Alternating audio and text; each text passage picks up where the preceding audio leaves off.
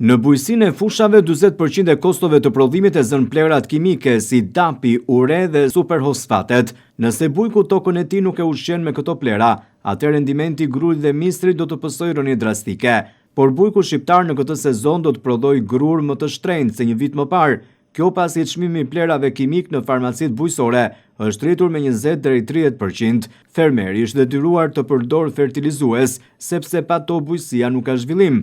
Brenda një muaji ureja dhe nitrati janë shtrejtuar me 1.400 lek për kuintal, ndërsa dapi me 1.100 lek për kuintal.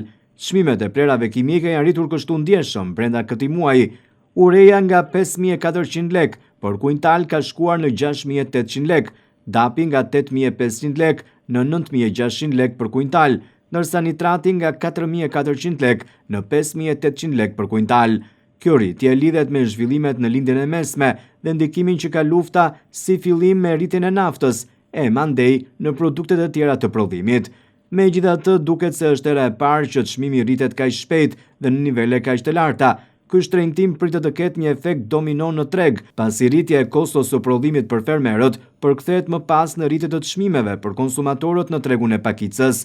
Nga ana tjetër kësajere, bujqit do të paguajnë më tepër edhe për mekanikën, plugimin dhe frezimin e tokës, që do të kushtojnë më shtrenjtë për shkak të rritjes së çmimit të naftës.